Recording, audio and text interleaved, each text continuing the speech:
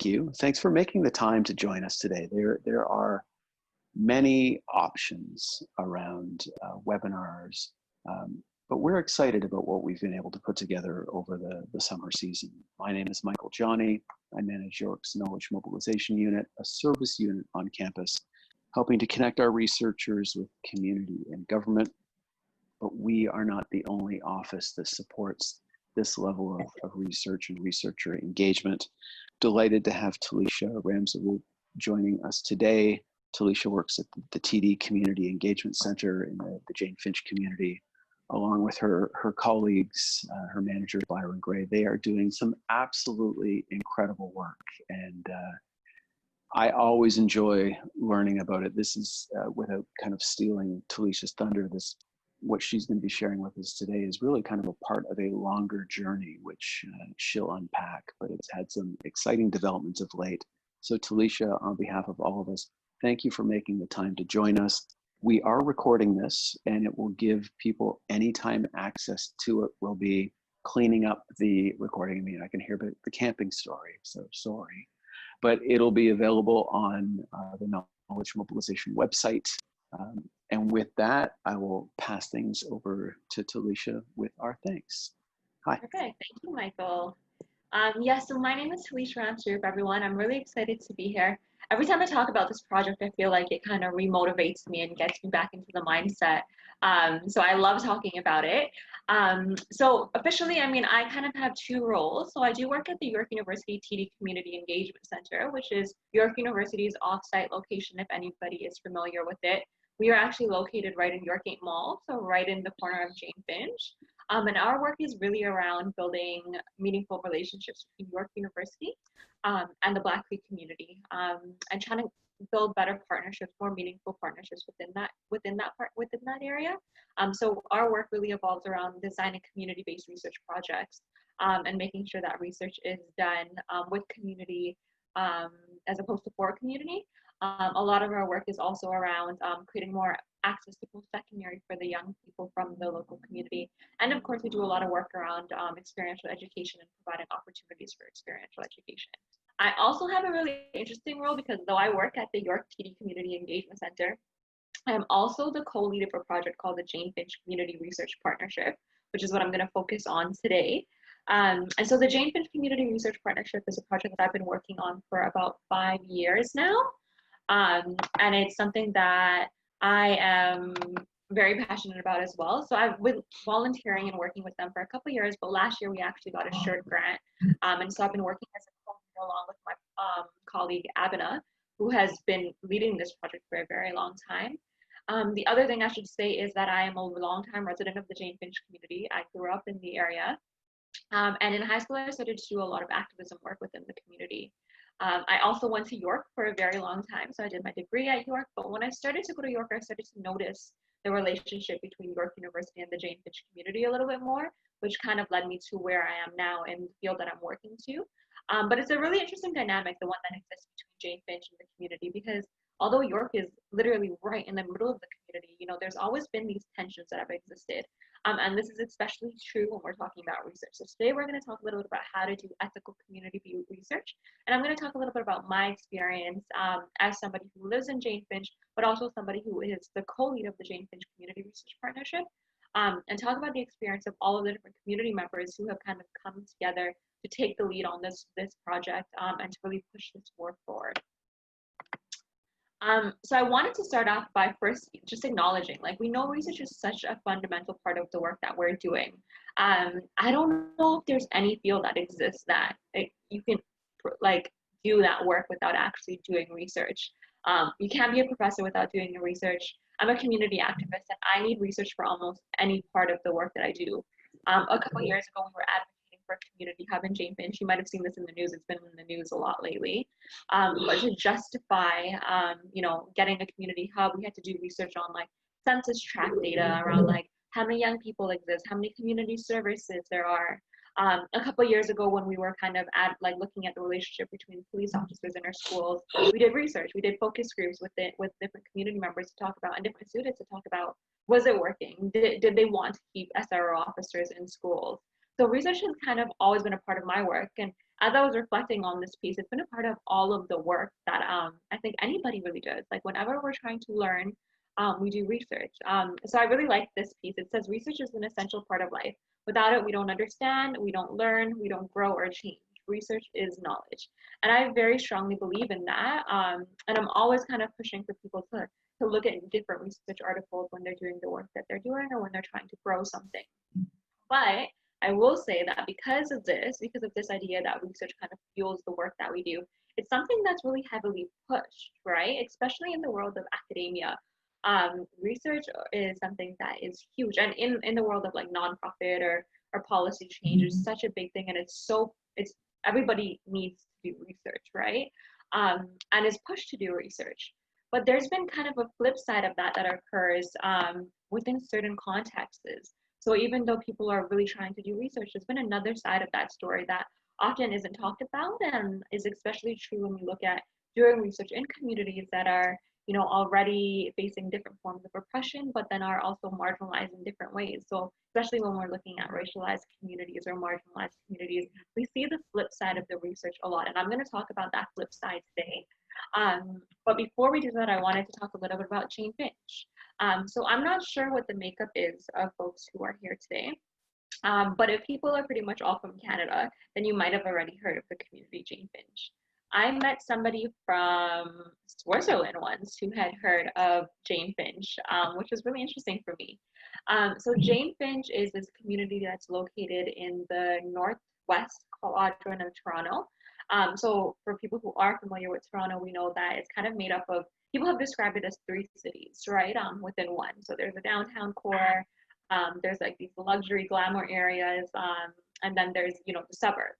So Jane-Finch is kind of described as the suburbs because it's located right on the edge of Toronto, I would say, towards the north and towards the west. So it is kind of, if you think of Steeles, if you're familiar with York, then you'll know it. But if you think of Steeles as the north border, um, the Black Creek is the south border, Peel as the east border, and Weston as the west border is kind of like a good way to describe Jane-Finch.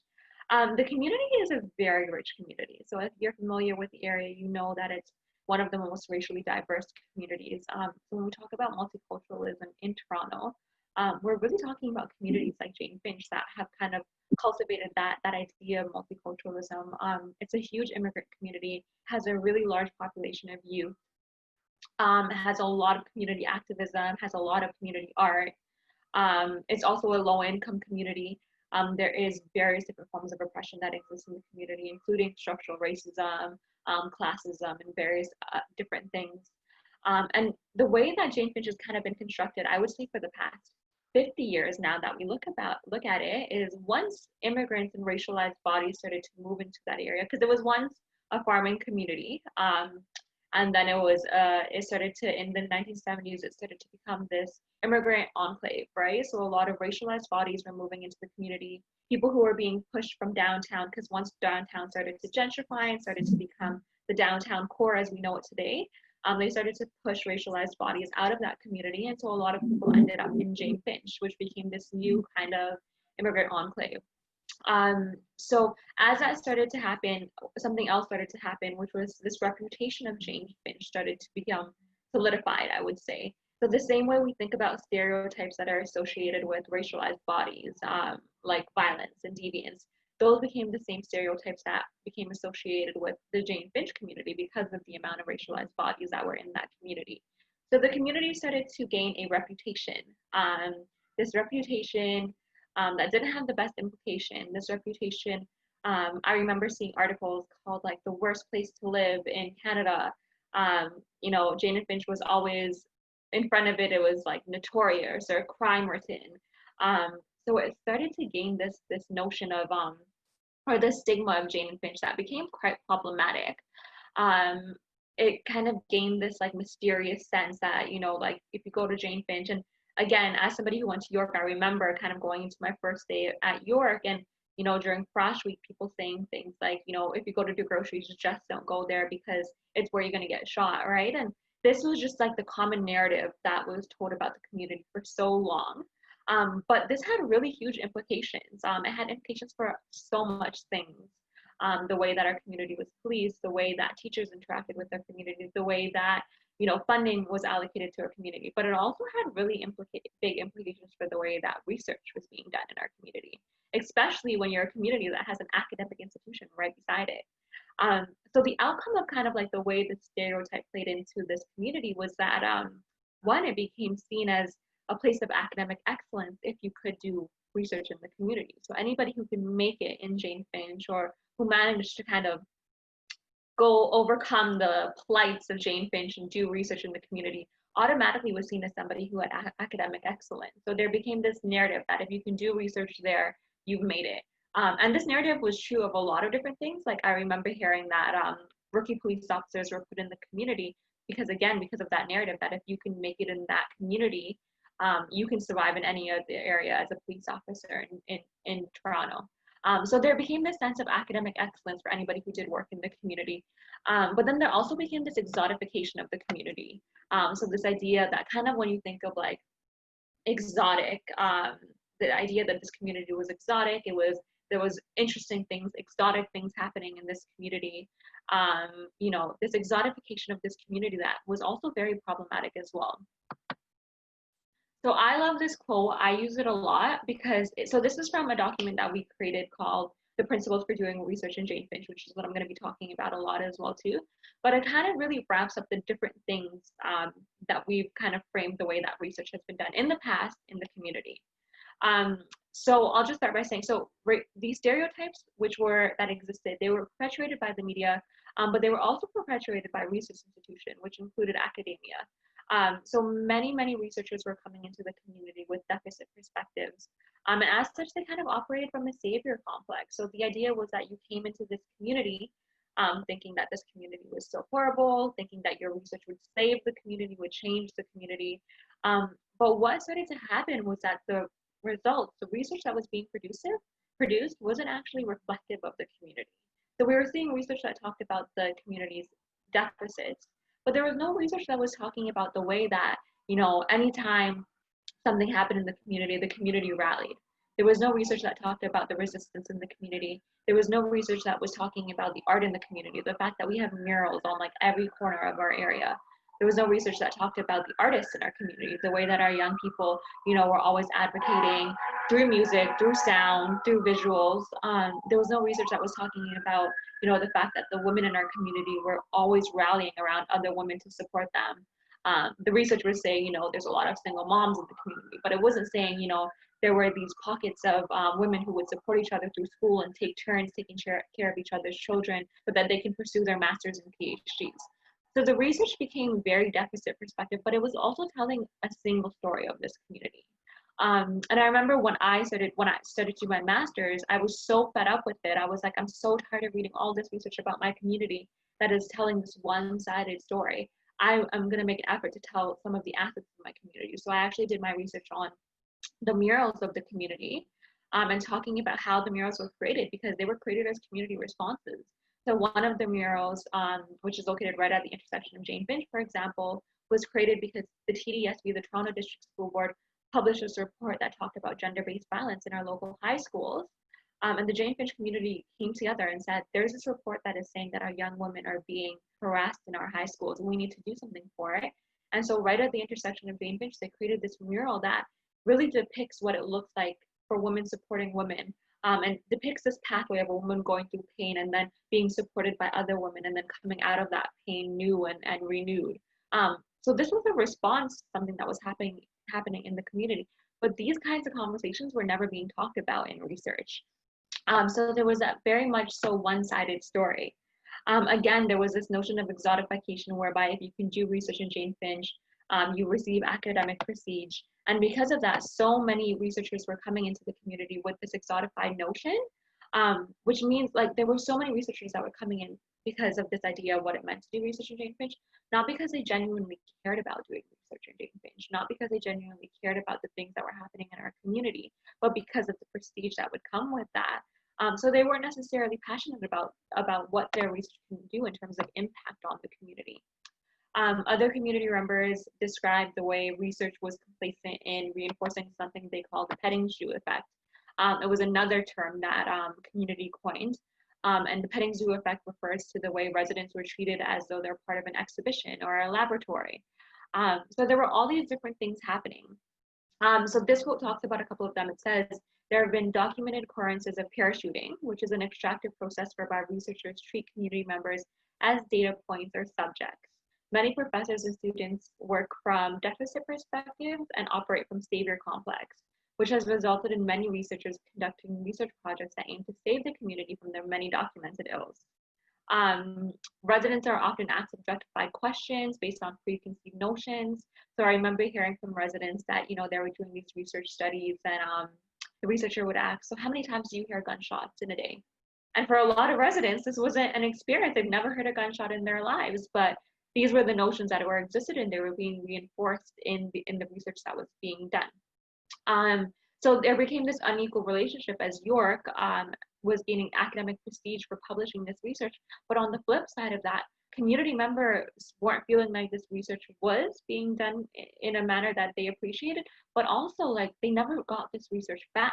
So this research was done and then it was posted on JSTOR or on whatever journal article, and community members never had access to that research. So a lot of community members were left feeling objectified, but also left feeling very excluded from the actual research results. So in terms of the community response, so like I said earlier, Jane-Finch has a response to anything. If anybody has been following the news recently, you've seen that there's been this whole situation going on with Metrolinx going back on their promise to donate a part of the land to create a community hub. And you've seen the way community has responded, because in the past week since the announcement was made, there's already been 2 rallies. There's been letters, countless letters sent. So Jane-Finch is, the way I know the community, is one that is very active and responds when they need to respond. So in that, all of these different research relationships were happening, the community needed to respond. They were tired of being over-researched, they were tired of being tokenized, they were tired of being patronized. And so in 2013, the community convened on something called the Connect the Dots Symposium. So the Connect the Dots was a gathering of different people, community members, stakeholders from York University, partners, to really talk about the general relationship between York and the community. So they were talking about students and their interactions with the community. They were talking about placements. They were talking about research.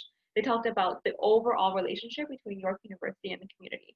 And it was a very meaningful dialogue. It was a very hard dialogue to have. And it definitely was uncomfortable, but it was a very meaningful dialogue in that, they were able to flesh out and put on paper the experiences that so many different community residents had.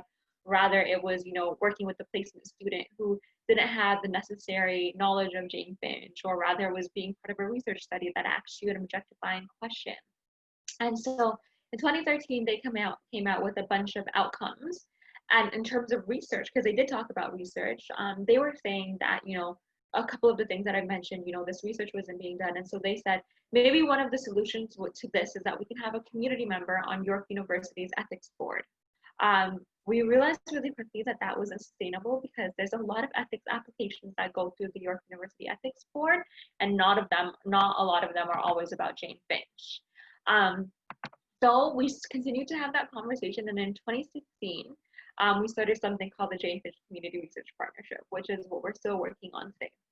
So the Jane-Finch Community Research Partnership had 2 big, large conventions or gatherings where they brought people together, and they came out with 2 working groups from that. The first working group was all about ethics, and that was focused on how do we create our own community-based ethics advisory board that reviews reviews proposals. So how do we as a community come together and say, if somebody is looking to do research in the community, we want to review what their proposal is, not just for like review purposes, but also to connect them, to make sure we're not duplicating research, to make sure they're connecting with the right people, to make sure they have the right information. And the ethics board was also very much so focused on training.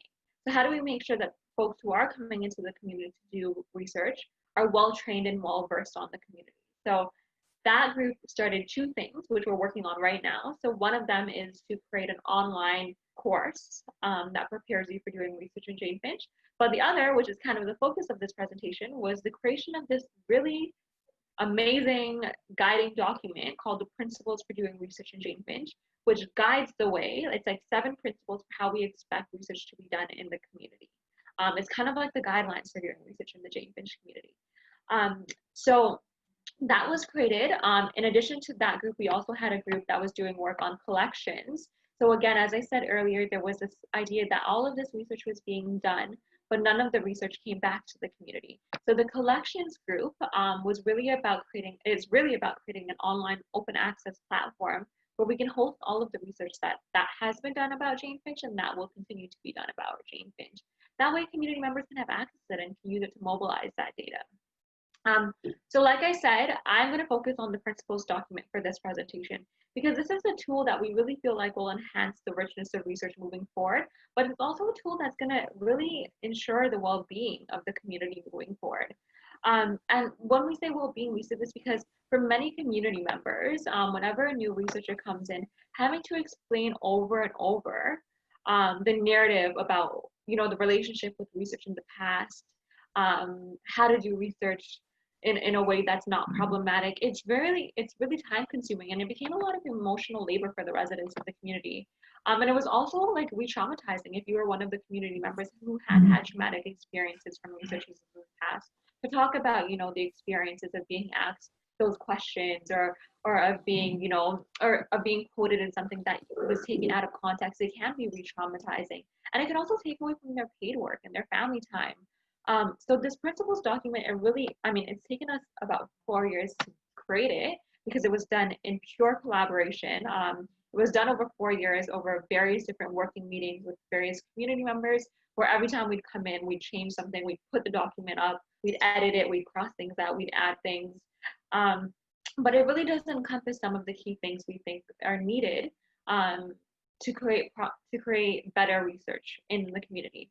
And it was important to create this research that allowed researchers to learn about the historical relationship and understand the expectations that the community now had as a response to past experiences with research. So for us, the principles are really about increasing accuracy, increase in richness, credibility of the work, while simultaneously reducing the emotional labor required by community members to constantly revisit these conversations and just have them on their own.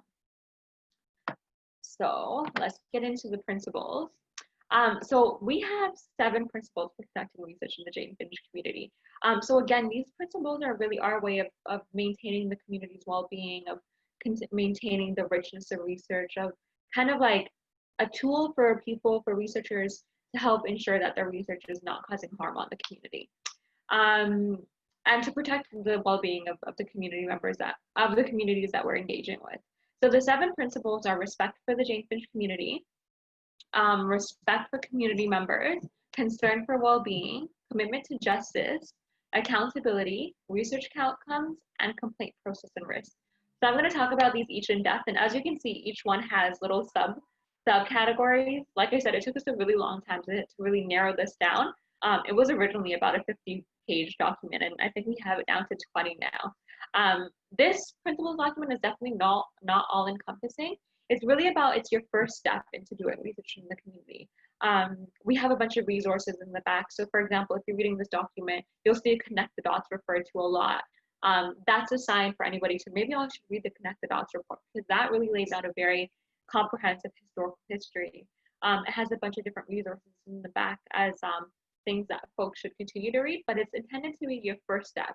The first step into making sure that the research we do is grounded, the research we do is maintaining the well-being of the communities we're working with, and that we're having very respectful interactions. So let's start with principle number 1, respect the community. So our first part of this is understanding the community. And again, this is just based on the idea that prior to coming into the community to do your research, we would hope that you do a deep dive into the history of the Jane-Finch community. It's not enough to come into the community just with what you've heard on the news, or if you read 1 or 2 journal articles, because our community is so rich, it's so complex, there's so many different layers to it. It really does take time for you to understand the community. And it really is a commitment. It's not like something, and we talked about parachuting a little bit earlier.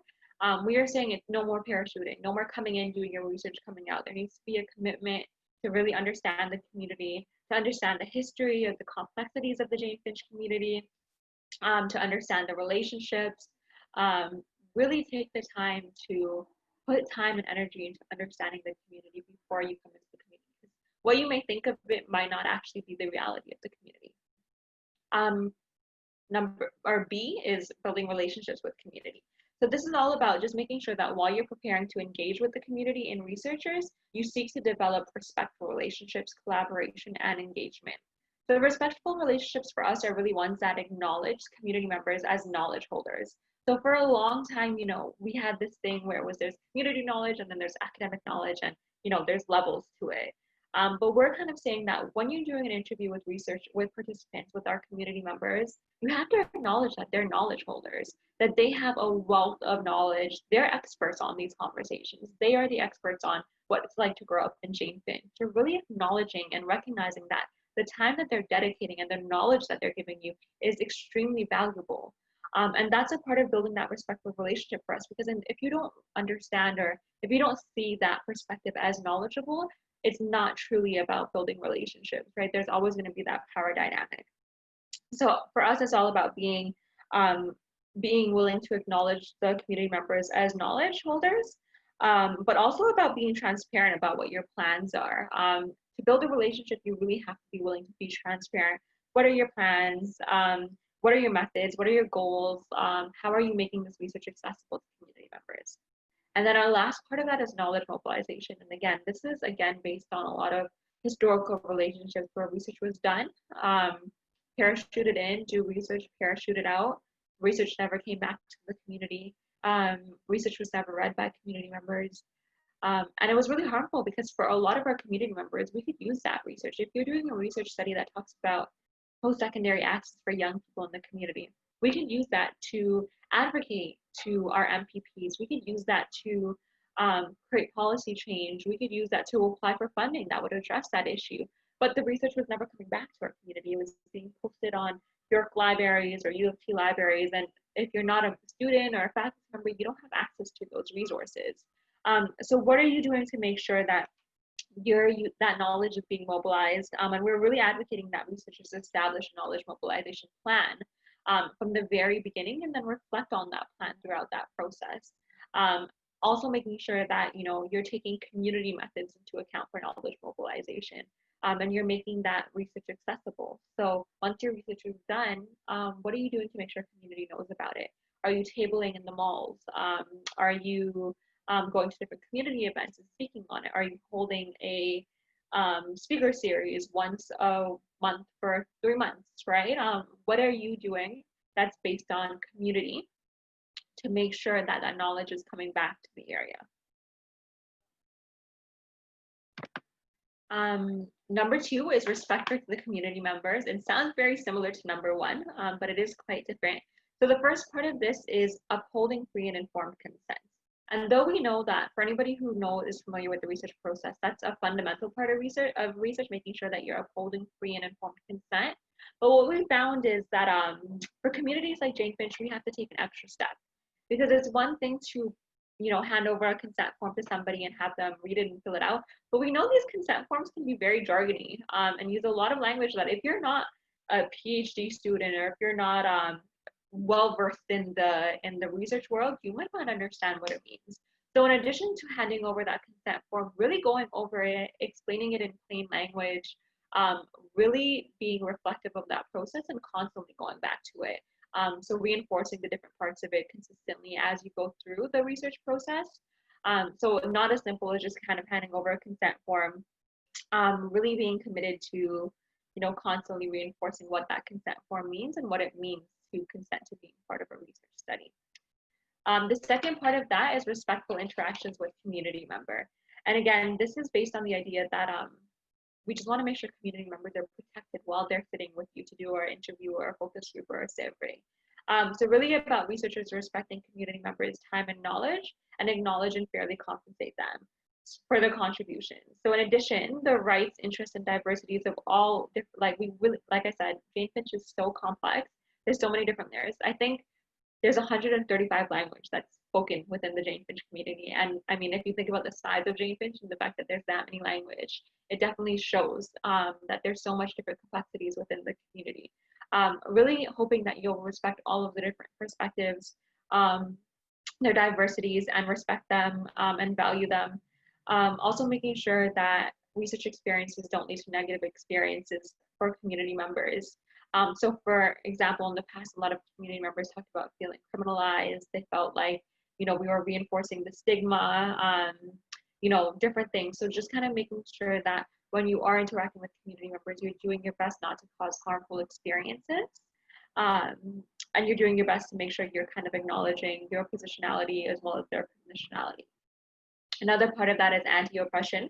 And that's all about making sure that you understand that community members who live in Jane-Finch are dealing with various different forms of oppression, like poverty, racism, criminalization, various different things are going on because of the structural forms of racism that exist in that community.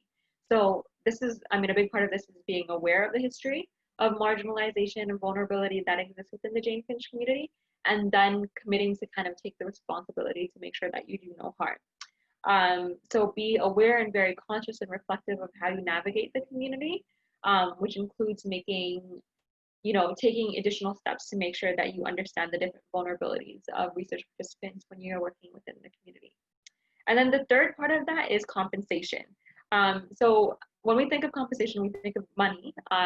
But for us, compensation is just really making sure that, for many of us who live in the community, we've been part of multiple research studies. We've been part of like 10 to 15 research studies in our lifetimes. What's the compensation of that? Rather, it's paying for childcare while that person does your research study, or maybe it's listing them as a contributor on your final product, right? If they're part of that process for a long time.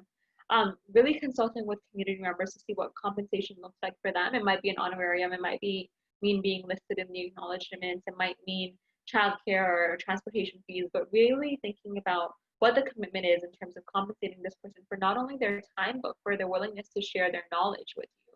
So that's a big part of that as well. Number 3 is concern for well-being. So this one is pretty straightforward. So again, commitment to do no harm. And this is about, really recognizing the harm that's already been done in the community, in the Jane-Finch community, and making a moral commitment to do no harm, including physical, emotional, mental, and structural forms of oppression as harm. And this piece is really about being reflective of your position again and the history that has existed in the community. There is participant perspective, and this piece is again about making sure that when we are doing research in Jane-Finch, we take into account that there are various different perspectives.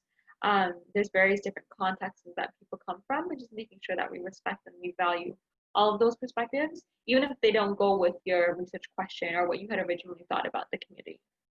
And the third piece of it is confidentiality, which again is when we think about research, we think about confidentiality as like a mandatory piece, but it's unique when you're working in a community that is so tightly knit. Jane-Finch is such a tight-knit community where everybody kind of knows each other. Everybody is working with each other in some capacity. So it's one thing to kind of say confidentiality, but you also have to be extra reflective where if I'm saying, for example, I use a pseudonym as the name, so it's not the same name, but I say this person works or lives in the south part of Jane-Finch and has 3 children and is struggling to find childcare. For a lot of community members, you might know just off the top of our head who you're referring to because of the way that it's connected. So just making extra efforts to kind of make sure we're upholding confidentiality, especially when we're talking about very vulnerable issues, like if we're talking about policing in the community. The last thing we want is for police to know who's made that quote and then to show up in front of their house or start harassing that family, right? So we have to make extra efforts when we're talking about confidentiality in communities like Jane-Finch that are vulnerable but are also tightly knit. Then we have commitment to justice. So like I said, Jane-Finch is a very active community. So much activism that happens in the community. So you can't do anything without having commitment to justice within the community. And this is about equitable treatment. It's about making sure that we're treating everybody with respect. We're treating everybody in an equitable manner. It's about no discrimination. So making sure that nobody is excluded from the research study for reasons outside of, like if you're looking for a targeted group for the research study, so unrelated to the research. And a big piece about this is power. So we know that within research, there's lots of power dynamics. And this is especially true of doing research in communities like Jane-Finch, which are racialized, which have had harmful relationships in the past, we really have to be careful on how we navigate this power dynamic. And so in our principles document, we've kind of recommended, as somebody who's coming into the community, you have to be very reflective of that. Do periodic assessments of power imbalances. One of the things we thought about as a cool way to navigate those power imbalances is that if I'm doing a community meeting, for example, which we did a lot for this, for example, just to create this principles document, we had like over 50 community meetings. But in each one, we requested consent over and over again. So do you still feel comfortable talking about this at the beginning of the meeting, in the middle? Guys, how is everybody feeling? Are people still feeling good about talking about this? Constantly requesting that consent piece. That way, if people know that they have the power to stop at any point and that they're the ones who have the control of that relationship. Just kind of looking at different ways that we can help mitigate that power imbalance and really make sure that community residents are feeling like they have power in those relationships. Number 5 is accountability. So accountability to the community starts with an acknowledgement that researchers have read, understand, and reflect on these principles and have made due effort to kind of understand the community and abide by these principles. The responsibility is really on researchers to make sure that they are committing the time to really understand and commit to these principles, which we think provides a holistic perspective. And number 6 is research outcomes. So really about ensuring that whenever research is done in the community, there's a commitment to make a contribution to the community. To really ensure as a researcher that community understands what the research is, but that the research can be used to mobilize change or to mobilize things within the community. And then our last principle is complaint process and risk. And this is kind of the role of the Jane-Finch Research Partnership, that advisory group that will overview kind of proposals, just to make sure that if there is anything that happens throughout the process where community members don't feel okay with the way research is done, we're there to help the system, to help advocate them, with them, to help advocate with them, especially when you're dealing with institutions like York University or U of T. It can be very hard to navigate those institutions. So the role of the Jane-Finch Advisory Group is to help mitigate those and to help navigate and connect community members if they do have experiences when they're going through the research process. So that is the 7 principles that we've kind of created to guide research within the community. As I mentioned, it's not holistic, or it's not the end all to how to do research in the community. It definitely takes additional steps. These are kind of your first steps. This is your first step into planning to do research in the community. But for us, like I said, adapting these guiding principles can really increase the accuracy of your work and the richness and the credibility of your work. Because we find time and time again that there's research that either replicates work that has already existed because the people haven't taken the time to understand the community. So there's been like 6 research studies that look at academic access in Westview or in a specific school, and year after year, the funding has gone to that, as opposed to, okay, we know this, what's the funding that can go towards creating action to combat that, right? So honestly, the principles are not about kind of, stopping people from doing research in the community. It's about assisting in making sure that that research is rich, that that research is connected to the community, and that the work that's produced is really creating a lot of impact within the community. So, I mean, the 7 principles are, like I said, they're really kind of there as kind of a tool for anybody who's looking to get to know the community, who's looking to get an understanding of the community as kind of their first step. But for us, it's really important to ensure that when we are coming into communities like Jane-Finch, we're building meaningful relationships, and we're building meaningful partnerships, long-lasting ones that can really create impact. So I will end there. I know that was a very quick, I'm pretty sure I was speaking very fast through much of that, but I'll end there. I think I can stop sharing my screen, but I think, Michael, are we opening it up for questions? We are. Talisha, thank you very much. I've had the pleasure of listening to this presentation a number of times. Talisha has also presented within our knowledge mobilization course, Mobilize You. And I mentioned before the camping story that I learned something new every single time. I love this presentation. It is such a massive story of success. I'm going to go in and unmute everybody, and this will open up if you have a microphone, you can sort of chime. We're a relatively nimble group, so If you aren't speaking, I'd ask that you still keep your microphone muted. Let me know in the Q&A if you, I'm having a hard time multitasking here. Let me know if you wanted to ask a question, and while you guys are formulating questions, I'll ask the first one. So Talisha, with the development of this document, where is it at in its overall development? Like, what is the relationship with what you and your committee members have done in relation to York's ethics office? Yeah, so we've actually managed to make some pretty big steps in terms of, getting some really interesting change at York. So this document, like I said, is kind of a guiding principles, but it's part of this broader process that we're creating as a Jane-Finch Community Research Partnership. That's all about just creating better research relationships between Jane-Finch and New York University. So York has been really helpful in that. So York Libraries is actually helping us develop that collections piece. So that open access platform that we're going to host data on, York Libraries has really been fundamental in helping train us on what are the copyright laws, what are the different platforms we could use, what does it even look like to make an open access platform, and are there different things that we can host it on. The other part of this work is that York's ethics department, so the research ethics department, which is where you usually submit your principles to, has agreed to kind of add an additional question on their questionnaire that you fill out around, is your work geographically specific to a community?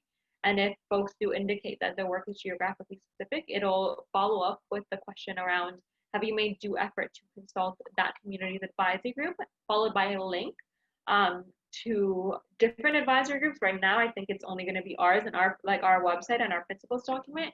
But our next step of this work is to start to really help mobilize different communities who have done this work or who are looking to do similar things.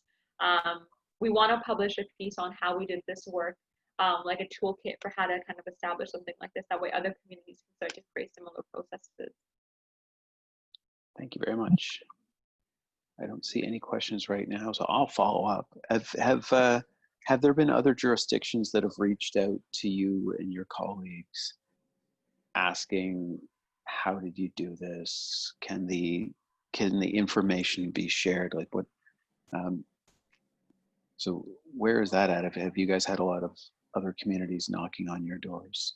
Yeah, so our stuff just became live about 2 months ago, like our website and our principles document came out in April, maybe 3 months ago now. And so before that, we've had a lot of informal conversations with folks from Lawrence Heights and from different communities who talked about having similar experiences, which is why we realized really quickly that we needed to ourselves submit an ethics proposal so that we can document this process and then share that back with folks who are looking to create a similar process in their communities that's adapted to their communities. So we've had a couple conversations with folks who informally who are planning or who would like to do similar things in their communities. We've also met with communities who have done this in their area. So I know in BC, there is a partnership with Simon Fraser where they've done something similar. It's called the Manifesto for Research. And it's all about, it's so similar to our principles, it's all about what are the guidelines for doing research in the east side of that community, right? That community which itself has a stigma. So there's communities who are doing this work, who have done this work, and then there's communities who are definitely interested in pursuing it in the future. Thank you. Oh, yeah. There we go. Somebody has chimed in. I got a question from Martin. How is the community advisory group selected? How is this research ethics similar to or dissimilar to Indigenous research ethics? Mm-hmm. So the community advisory group, it's not actually it's not working, or it's not that it's not working. It's not. We're working on the modules right now. So the community advisory groups, establishing the processes will be our next step. So it doesn't exist yet, is what I mean to say. But in terms of how it's going to be selected, it'll likely be a call out.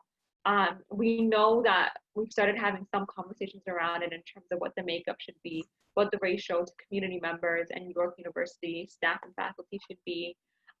But once we do establish exactly, we have a working group that we work with right now of community stakeholders who advise all of the work that we do. So once we work with them to figure out what should the makeup look like, do we want to make sure we have at least for residents. We want to make sure one of those residents is a youth. We want to make sure we have, you know, two, York University partners. Do we want to have nonprofit stakeholders at that table, like who work in the community? So once we figure out what the makeup of that group is, we'll probably do a call out to the Jane-Finch community as well as to faculty and staff at York to see who would like to be on it. But it will likely be on a call out basis in terms of who's selected. And we have to figure out too, what will be the commitment? Will it be 2 years? Will it be 1 year? How much people do you need to actually convene when a proposal is submitted? If only 3 people can make it, can you still convene? So we have to work out all of those logistics things. We haven't kind of gotten there yet because we wanted to focus on the training, the principles, the modules, and the collections piece. But it's definitely our next step. In terms of how it's similar to the Indigenous research ethics, so when we were studying this process, we learned about the Indigenous research process. So it's a lot of it is kind of built like it's very similar in that it's a community-based board. The Indigenous process is mandatory. It's tri-council mandatory for anybody in Canada doing research. Our process isn't mandatory. But the idea is that if there's enough communities who create their own advisory boards, at some point, maybe then we can go to tri-council and make it mandatory to go to community advisory boards. But it is pretty similar in that it is a community-based board that reviews it. It'd be headed by different knowledge holders in our community. Thank you, Talisha. And thanks for the question, Martin. If there's any follow-up, please feel free to type it in. So Talisha, this is part of a long-term, I mean, you guys have been at this for a while. What would you say is, like, if you look back over the last 7-8 years, what are the important lessons learned? What's the greatest reflection? And I guess if you could do anything different, what might that be? I think one of the things that I've learned throughout this process, and I'm still learning, is just the idea of when we're doing community work, we really have to be patient because there's so many different perspectives. There's so many different people at the table. So if there's one lesson, I think it would be to be more patient with myself. Because for me, when I started doing this work, I was like, we need to get this done. But understanding that it's really more about the quality of the work, which takes time, right? The principles document took us 4 years, and it still kind of obsessed me to say that it took me 4 years to get this 20-page document out. But the quality of it, it's so rich, and it's not me saying these are the principles. It is, various different community members, some community members who were there for one meeting, some community members who were there for all the meetings, different stakeholders, so much people consulted on each one of these principles, and there was so much work that was involved in creating every single one of them. So just the idea that when we're doing this type of work, this type of like really revolutionary work and work that's going to change the way that research is done in our community, it takes time. It takes time and it takes a lot of effort. It helps to have funding because it definitely does help push things forward. But we were doing this without funding for about 3 years. Yeah. So it just being willing to acknowledge that it does take time and that there were points when me and Abena had to take breaks. We weren't doing anything for like 8 months because we were burnt out and we were tired and we had seen this document so much. We had these conversations that we needed to take a step back so that when you're doing this work, it does take patience, but you also have to acknowledge that, sometimes you do need to take a step back. And then we came back at it with fresh eyes and we were ready to go again. So really just acknowledging the time that it takes to do this work, but then also like in that it takes so much time, there's so much contribution and richness associated with the work. Thank you very much. I'll put it up there if there are any other questions. Of course, Talisha, in the presentation, she has shared her email address. So if your learning style is like mine, if you get to mid-afternoon or you're eating dinner and oh my God, why didn't I ask for this? So any time is A-okay. And I can also put the website. The website is a really cool resource as well. Jane-Finch. So I'll pop that in the chat box. But yes, please, if you have any questions, I love getting questions because they make me think through things. So if you do have any other questions, please feel free to pop them in. All right. Fabulous. And there it is. I'll keep things open for a while so folks want to kind of cut and paste it or draw it down. But what I'm going to do is not seeing anything else on behalf of all of us, I'm going to extend our thanks to Talisha for her time in sharing this most important work. Congratulations to you and your partners and your community colleagues on this very important work.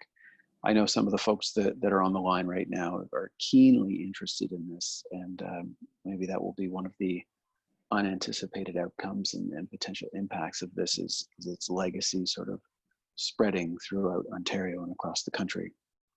So on behalf of all of us, Talisha, thank you so much. For the folks that made the time to join us today, thank you. If you are coming to this online down the road, thank you for visiting this. This is a very, very important topic, and we're delighted to be able to host time this morning. So for everybody out there, stay safe, be well, take care of yourselves, and thank you very, very much. I'm going to close things off in about a minute or two, but thank you so much. Take care.